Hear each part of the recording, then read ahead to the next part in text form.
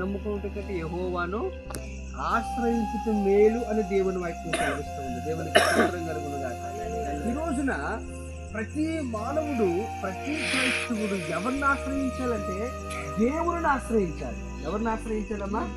దేవుడిని. ఇక్కడ దావీదు అదే అంటాడు, కొండలతో నా కరుణెత్తుతున్నాను, నాకు సహాయం ఎక్కడి నుంచి వస్తుందంటే యెహోవా వల్లనే నాకు సహాయము కలుగుతుంది. దేవునికి స్తోత్రం కలుగును గాక. నిజమే, ఆపదలు ఉన్నప్పుడు, శ్రమలు ఉన్నప్పుడు, ఇబ్బందులు ఉన్నప్పుడు, వ్యాధులు ఉన్నప్పుడు, కష్టాలు ఉన్నప్పుడు మనం దేవుని మీద ఆధారపడాలి, దేవుణ్ణి ఆశ్రయించాలి. దేవునికి స్తోత్రం. అందుకే మనుష్యులను నమ్ముకుంటే కంటే యెహోవాను ఆశ్రయించుట మేలు. రాజులను నమ్ముకుంటే కంటే యెహోవాను ఆశ్రయించుట మేలు. దేవునికి స్తోత్రం కలుగును గాక. ఎవరి వలన నీకు సహాయము కలుగుదు కానీ దేవుని వలనే నీకు సహాయము కలుగుతుంది. దేవునికి స్తోత్రం. హల్లెలూయా. తర్వాత 120వ కీర్తన ఒక మాట ఉంది, నా శ్రమలో నేను యెహోవాకు మొర్ర పెట్టినప్పుడు ఆయన నాకు ఉత్తరాన్ని ఇచ్చాడు. దేవునికి స్తోత్రం కలుగును గాక. మనం ప్రార్థన చేస్తే మన ప్రార్థన దేవుడు ఆలకించే దేవుడై ఉన్నాడు. దేవునికి స్తోత్రం. హల్లెలూయా.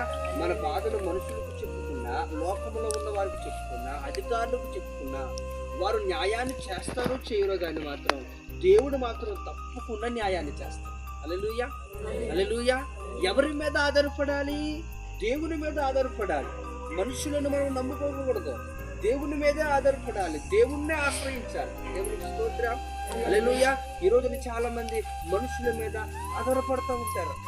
వారి యొక్క పలుకుబండు బట్టి, వారి యొక్క ధనాన్ని బట్టి, వారి యొక్క పేరును బట్టి ఎవరి మీద ఆధారపడతారండి? మనుషుల మీద. వారు నాకు ఏమన్నా సహాయం చేస్తారేమో అని మనుషుల మీద ఆధారపడతారు కానీ మనుషుల వల్ల మనకు సహాయము కలుగుదని దేవుని వాక్యం సెలవిస్తాడు. హల్లెలూయా. మరి ఎవరి వల్ల నీకు సహాయం అంటే యెహోవా వలనే నీకు సహాయం, యెహోవా వలనే మనకు సహాయం. దేవునికి స్తోత్రం.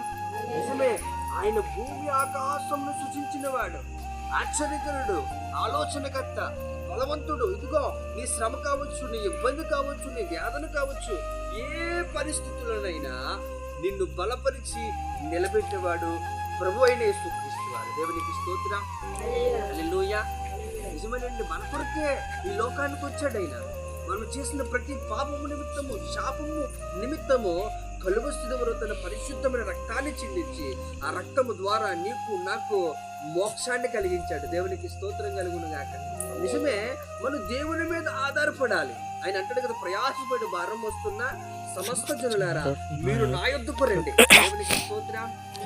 కలిగినప్పుడు, వేదన కలిగినప్పుడు, ఇబ్బందులు కలిగినప్పుడు, ఎంతో భారముతో ప్రయాసతో మనం ఉన్నప్పుడు ఇదిగో మీ భారాన్ని నేను మోస్తాను అంటాడు. దేవునికి స్తోత్రం.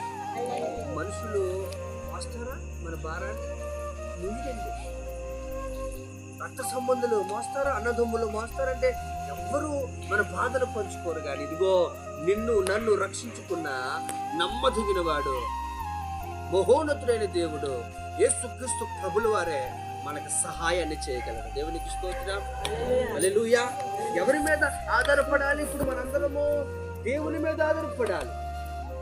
నీకు సహాయాన్ని చేయడానికి, నీకు క్షేమాన్ని ఇవ్వడానికి, నిన్ను బలపరచడానికి, నిన్ను ఆదరించడానికి యేసుక్రీస్తు ప్రభుల వారు నీలోనే ఉన్నాడు, నీతోనే ఉన్నాడు. దేవునికి స్తోత్రం. హల్లెలూయా. మనం మనుషులను నమ్ముకొనకూడదు. ఎవరిని నమ్ముకోవాలి? యెహోవాను నమ్ముకోవాలి. ఎవరిని ఆశ్రయించాలి? యెహోవాను